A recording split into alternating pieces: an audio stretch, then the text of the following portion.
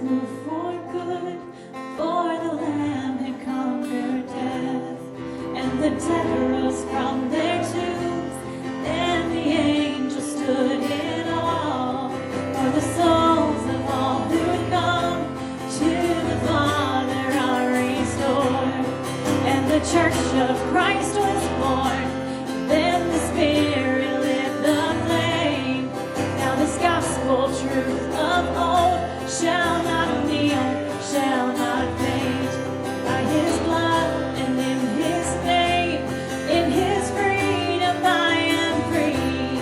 For the love of Jesus Christ, who has resurrected me.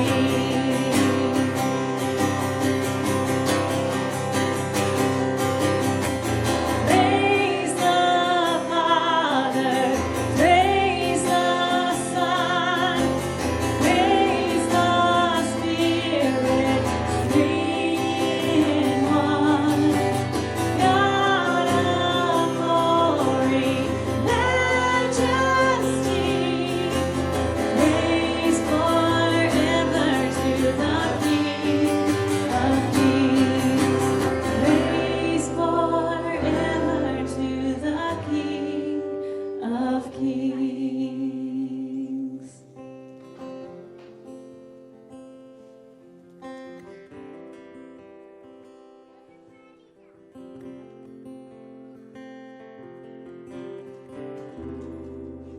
Let's pray. God, we thank you so much for a time that we have to be together.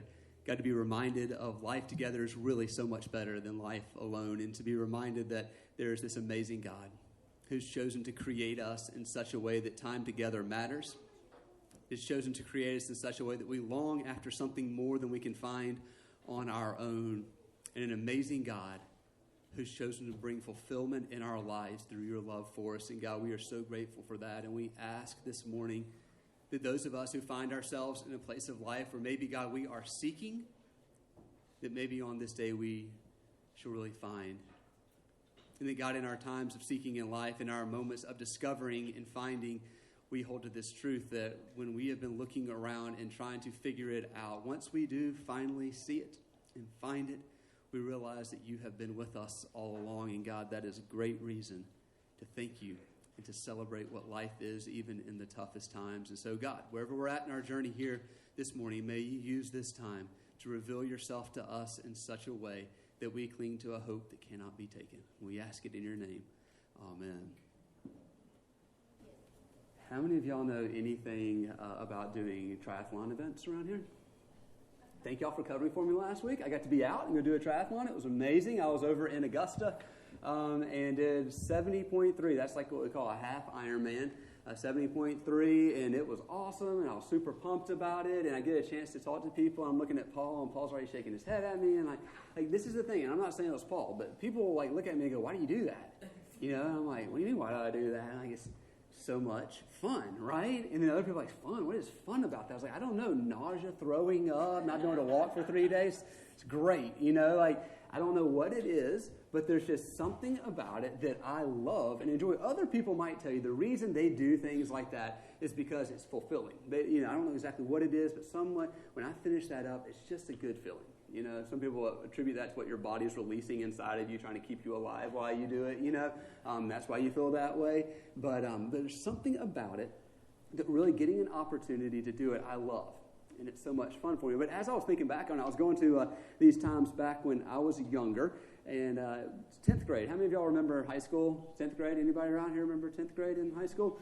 I was in the band throughout, from 6th grade all the way through my senior year. And one of the things that we got to do was in the springtime, we'd have a band trip and head out to a festival somewhere else in a different part of the United States. We'd have a chance to play in the festival and then just do fun stuff in the area. In my 10th grade year, when I was 16, 10th grade, we went to St. Louis and got to go up in the Ark, and it was, you know, the Arch, and it was amazing going up high and seeing that and playing this festival. But we went to Six Flags also while we were there, and I had this moment where it was like this epiphany. And you know, for teenagers, an epiphany as a teenager, sometimes you look back and you go, oh my gosh, that is amazing that I was able to figure that out when I was 16. And other times you look back and go, and I was completely wrong, right? Like I thought I had learned something, but I had learned nothing.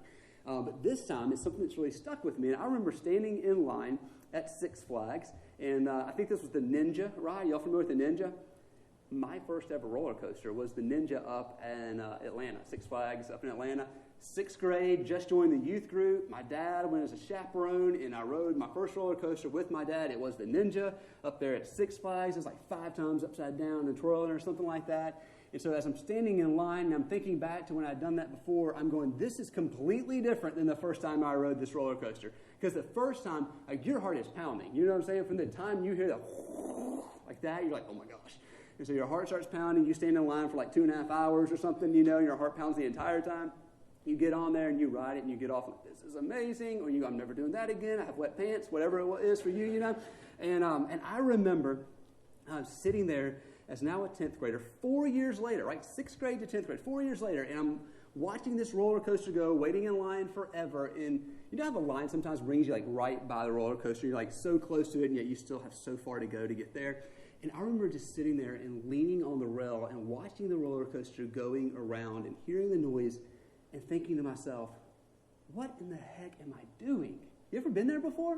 You're like, why am I doing this? I'm going through all the stuff in my head. I'm like, okay, so my parents paid X amount of hundreds of dollars for me to go on this trip so that I can ride a roller coaster. What is this? You know, you ever been there before? And you're just completely questioning like the purpose behind whatever it is you find yourself doing. And it was this moment that didn't go away. I found myself from that time on going through times just looking at stuff going, I have no idea why I'm doing this. Like, is this worthwhile at all? Should I really be spending my parents' money and my time standing in line to ride this roller coaster to go woo and put my hands in the air and scream for 45 seconds, you know? You ever been there before?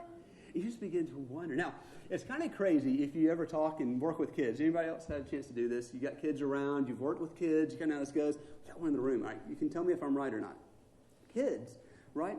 They just want to have fun, right? They're playing games. None of them are sitting down and going, I need to play this game to learn how to better organize something, right? None of them are playing that game going, if I can accomplish this task, I will have purpose in my life, right? They're just going, it's fun, right? That's why they're doing it. Do you remember those days?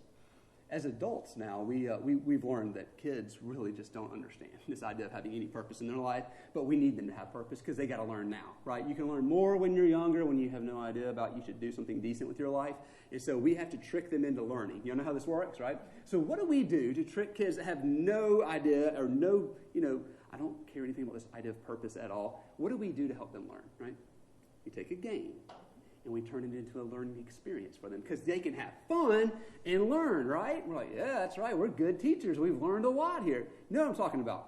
And it is good, and it's a great thing, but it really plays in this idea that I have found for us is that there's this transition that seems to take place sometime in life. You know, I told you for me, it seemed to be maybe somewhere around, middle of high school sometime. It kind of started catching up with me. But we get to a place in life, and it's reflected in the way we treat our kids, raise our kids, that we are all about purpose. And there's got to be a reason why I do what I do, right? If I'm going to invest in this, there's got to be a reason I'm investing in this. If I'm going to put my time into this, I got to have a reason why I'm using my time for this. And we begin to use this all across the board. You know what I'm talking about? And so with our kids, we build it into it. It reflects this part of us. And yet, at the same time, we become really good at never having fun. I mean, I look back at some of the things that, I've done in my life and the way I've handled things and how oftentimes I come to a place of trying to make everything I do purposeful. Like if I'm to go exercise and do anything, the reason I am doing it, right, is because I need to lose a little bit of weight, right? And we have this kind of go on. It happens in our lives. And these times we go and we learn about it because the doctor tells us, look, here's the deal. You're pre-diabetic. If you don't change your diet, you will start pricking yourself on a regular basis. You go, oh my gosh, I got to change things. Because it does something that often compels us to change things in life, and that is anxiety. Y'all know this. The power of anxiety. One of the things they talk about, if you want to bring change in the culture around you, in your family, in your church, in your business, introduce anxiety. And people will look for change. That's how it works. You can try it sometime. If you make people anxious, they'll change. That's why when the doctor says to people, Your blood pressure is awful. If you don't do something about this, they come home and go, I'm taking a week off from work, building in a new exercise plan and diet plan, right? Because we got to change things. I'm anxious about this. I don't want to have high blood pressure. I don't want to take medicine every day, and I don't want to die young, right? And this is how it kind of works. But there's this purpose-driven thing behind us. In fact, that was the best-selling book for a long time. Y'all remember that? Purpose-Driven Life. How many of you ever did Purpose-Driven Life?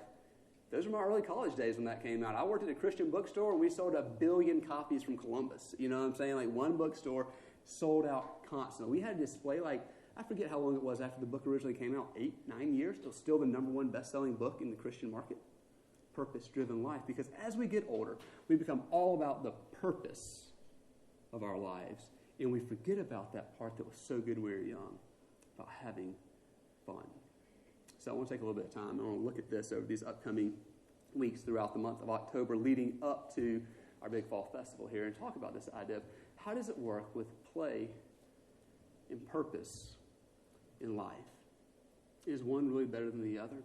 Are we supposed to in some way like figure out, I don't know how do y'all process things this way, but for me it's like, okay, I got to hold them in tension. I love the idea of tension, again, because it introduces anxiety, and anxiety brings change that's needed, you know? So I'm like, it's all a tension, you know, between play and having fun and having purpose. But how many of y'all know, if it's a tension, it's nothing but anxiety and worrying, and there's nothing fun about that, right? And how many of you also know that if you want to try to balance it out, that never works, right? What are you going to do? 50% of the time I'm going to have fun, and 50% of the time I'm going to do stuff on purpose for the good, right? And you know that don't work. You know as well as I do that don't work. It doesn't matter how you schedule it, it ain't going to work, right? You just can't do it. There's no way of balancing it all out. And so I want to spend time, instead of talking about how do we hold them in tension, or how do we balance them out, how do we pursue them both? And that's what we're going to spend this time looking at. To kind of get us started, I want to look at this middle part, which is the and, right? Because you have play and you have purpose. Now, when you think about this in life, I want to kind of put this up. So take a look at it and tell me if you're agreeing. You see the little, you know, there's a little X marks the spot, a little cross, or if you want to make it holy, you know, however you want to do that. We got our 4 different rectangles up there, little spaces. I want to fill those spaces in. So if you go to a place in a time where you have absolutely, see the negative down there at the bottom, the positive up on the top, and the positive off the other side. If you go to that negative corner, no purpose and no play in life, how many of y'all know what that's like? A good way to describe that, if you have no play and you have no purpose, life is pitiful, right? Now here's the deal, guys. I didn't come up with this. I saw this and said, that is amazing. I'm definitely using this, all right? So don't credit me with anything. If you love it, somebody else did it. If you hate it, somebody else did it. No play, no purpose, life is pitiful, right? This, for some of us, was our teenage years. This is once we got a little bit older, right? And we sat around and we played video games all day long, right? And it used to be fun at some point, and it became no fun. We just literally sat there and like, I don't know what I'm doing anymore. No play, no purpose, life really becomes pitiful. Have we seen people like this? Yeah. Now, if you go up right above pitiful here and look at lots of play with no purpose, life is pointless. You see people that they're all about playing all the time, and how many of you have looked at them and gone, you are a grown-up. What is wrong with you, right? The rest of us grown-ups do that to them, right? You're like, your life has no point. All you do is whatever you want to call that. You just play all day long, right? Pointless. Now, if you go on the other side and you've got tons of purpose, very purposeful actions, always, but you have no play built in, life begins to be a little bit like this, right? Painful. Life becomes painful. Now, how many of y'all know that one? Painful. It's like everything I do, there has to be a good reason why I'm doing it. Has to be a good reason. I'm doing it because. Boom, boom, boom, boom. I fill it in. Doing it because. And it becomes painful after a while. You're like, I am miserable. I have a lot of purpose in my life, so to speak, but I'm absolutely miserable. Every day I wake up and I go, yep, these are the things I'm going to get done, and I get them done, and I go, this was an awful day. You ever been there before? It's crazy. You think like you've achieved and you should be happy. You're like, I don't know. At one point I was, and now I just can't stand it anymore. Like life just fill in the blank, right? Pointless, pitiful, painful. But if you take, and this is the part I added in, I didn't go with the way they had. I thought of a better word. I thought, but play and purpose. When you have play and purpose happening in life, I like to call it the premium version of life. That's the top of the line kind of life, where you can play and have a great time, and yet you can also have great purpose in life.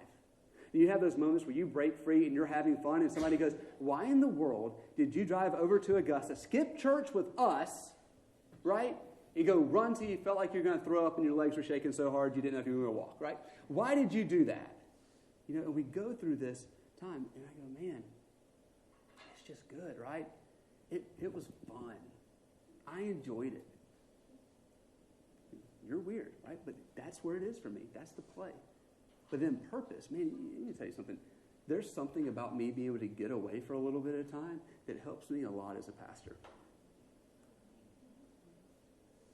And there's something about you as a parent. There's something about you as a grandparent. There's something about you as staff and volunteer that getting away for a little bit is good for you. And so I want to take a look at this today, because one of my fears is that in life, even as we grow up and we come through our times where we were just playing and life was rather pointless, and we come through our times where we were so purpose-driven that it was painful, and that at times we've lost both, I'm afraid too often times that we have lost both, and life is pitiful, and yet we don't realize it yet. And so I want to spend this time looking at that idea. Have we become a people who really have lost purpose? That we have a full calendar with lots of stuff to do, but we can't remember why we do it, right? It's just because I have to. I'm here from this time to this time, then I'm rushing over here, I'm doing this. I got to pick up these kids, take these kids over here, then I'm going over here. End of the day, why did you do that? Well, it's because what I got to do. It's on my calendar, it's on my list, I got to get these things done, all right? Then you sleep. Some of us wake up in the middle of the night and go, why in the world do I do it? So let's take a look at it. There's a great quote that comes from a guy, y'all familiar with Jim Collins? He wrote the book Good to Great. His research during that time, back in the early 2000s, grew into several books after that were kind of partnered up with it, looking at how do you come from good to great, how do the mighties fall, looking at big businesses that weren't just good businesses, they were great businesses. And then also looking at businesses that had done so well and yet for some reason collapsed. Why did that happen? He began to find these trends that kind of runs through that were oftentimes found in these different businesses that did well and the ones that didn't. And he has this quote as he began to talk about this idea, the genius of the and. No longer doing the either or. You pick this or you pick that, but saying you can have this and that. And he said the idea that the best leaders are really good at holding two seemingly opposite things in mind at the same time. Opposite things at the same time. Great leaders don't succumb to the tyranny of the or, humility and will. Offer a great place to work and be rigorous. Short-term urgency and long-term building. Which brings us to the text I want to read this morning. This idea of the and. I want to read from Ecclesiastes chapter 3, first 13 verses there, and you've probably heard at least part of this before. If you don't notice a Bible verse, you'll hear it and start singing the song, because there's a song that came out. It was the Birds, is that what I was told? Back in the day, y'all going, oh, I know what verse it is now, right? Yeah. Everybody else is going, I'm way too young for that. Who are the Birds, right? You'll know in just a minute. You're like, oh, I think I have heard that. It used to come on those commercials when I was a kid. I can remember y'all remember that? New CDs are like compiling all this stuff from a certain period of time. They'd scroll through like all the songs on it, always say more at the bottom, but they'd like bold print some of them. They'd play little clips of it. It's like one of those songs, I'm pretty sure it was a little clip. Some of y'all are too young for that still. There is a time for what? Everything. That's in the Bible. There's a time for everything, a season for every activity under the heavens. A time to be born. And a time to die, a time to plant, and a time to uproot. Are those the same things? Or are those like almost complete opposites, right? This and this, complete opposites. A time to kill, and a time to heal, a time to tear down, and a time to build. A time to weep, and a time to laugh. See? There you go. It's okay. A time to mourn, and a time to dance. I feel like you can even do that in church if you want to. All right? A time to scatter stones and a time to gather them, a time to embrace and a time to refrain from embracing. We call that the last 18 months, right? Yep, that's right. A time to search and a time to give up. A time to keep and a time to throw away. How many of y'all have heard one of these and you're going, I don't know if there's a time for that? Anybody else? Because this is how when I read this, I go, yeah, that's in the Bible somehow, right? I don't think that's right. No, there's not a time for that. No, there's definitely time for this. Not anybody experienced that yet? Okay, you holy people, good for you. A time to tear, and a time to mend, a time to be silent, and a time to speak, a time to love, and a time to hate, a time for war, and a time for peace. And if you're anything like me, you read some of these, you go, I don't know how that really works out. Is that really what it's supposed to be? See, this stuff comes out of, we often attribute this to Solomon. Y'all familiar with who Solomon is? He was David's son, King David, who brought the two kingdoms, the northern kingdom and the southern kingdom together, Israel and Judah, back together and united them. Solomon comes after him, his son, as the king of this united kingdom now. And when his tough times are coming, he goes to God and he says, God, just give me what? $1 billion? No, give me wisdom, right? Help me do what's right. And God says, hey, since you asked for that, I'm going to pour out even more gifts on you. And Solomon does really well. He's considered someone of wise words that did so well, had so much land, so much stuff, few too many wives, 700 wives. I just feel like it's too many wives. 300 concubines, that's a lot of women in your life. And he began to stray a little bit. And as he reflects in life, these words, if this is truly attributed to him, I don't know if he really wrote it, and I don't really care that much if he wrote this or not. What I do care is if you look through the lens as we read these things of someone who's experienced so much of the best in the hardest of the hardest times, and writes this in response. He says, what do workers gain from their toil, or what do workers gain from their hard work? I've seen the burden God has laid on the human race. Now, does that sound good? No, again, we got to always have interpretation. In fact, I made a little note here for the way this gets interpreted in different Bibles. So if you're following along in your Bible, it may read a little differently. We see it as the burden God has laid on you. God made your life hard. And so that means why anytime it goes bad, we can blame it on God. That's probably not really the best interpretation of this. Here's another one you'll find if you want to look it up in RSV here. It says, I have seen the business that God has given to everyone to be busy with. In other words, there's things going on in life. There's purpose in life. There are things to do in life. Because listen to what comes next. After these hard things that have been said, the very next verse says, he has made everything miserable, awful. No, he has made everything what? Beautiful in its time. He has also set eternity in the heart of humans. Right here in the human heart. Now, how many of y'all can look back on time and see that humanity has tried to being able to figure out this idea of life and death since the very beginning, have we not? Go read about some type of civilization culture that had no concerns with the idea of death and what comes next. It is like across the board, it seems almost all have tried to figure out what happens after that. And here, it's written. He's also said eternity in the human heart. There's something inside, acknowledging something. Yet no one can fathom what God has done from beginning to end. I know that there is nothing better. And here he goes, right? He's trying to lay it out there. Here's what I think. This is how I understand it. I know this. This is how he understands. There's nothing better for people than to what? Be happy? That's in the Bible? It's in the Bible. It's in the Old Testament, though. All right, whatever you want to say, it's still in the Bible, all right? There's nothing better for people than to be happy and to do good. That sounds like play and purpose while they live. That each of them may eat and drink and find satisfaction. Eat and drink is the fun times and find satisfaction in all their toil and all their work. Play and purpose. And it ends like this. This is the gift of God, built in for us. I like this. This is helpful as I look at life. You find for me is kind of I'm built for whatever reason or been conditioned, however you want to look at it, for this drive for figuring out why do I do what I do, and should I really be doing this, or am I missing it? And these questions go through my head regularly. To find myself at this place, to say, you know what? This is a gift from God. A desire in us to just enjoy life, to have fun, and yet also this drive that a lot of us have experienced to get things done and do them well. This idea of play and this idea of purpose. And so I want to take these upcoming weeks on Sunday mornings to look at it and see how does this really play out for us? What does this mean for us when it comes to play and to purpose? A thriving life embraces the and. It's not the either or. It is the and. Of those two things that can seem to be in complete opposites for us, much like what we've read here in Ecclesiastes, coming together. You know, I coach soccer and I coach young kids. Like, I've had 3-year-olds on my team, and that's a different world, by the way, of coaching soccer with 3 and 4. Anybody coached young kids before? Now I have a little bit older.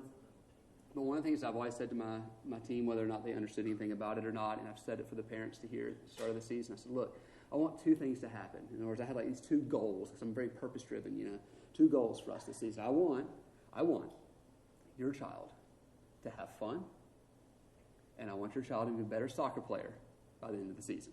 2 things I want for them: have fun and be a better soccer player by the end of the season. For a while I thought those were 2 like good purpose goals. Now I'm going, maybe it's just having fun.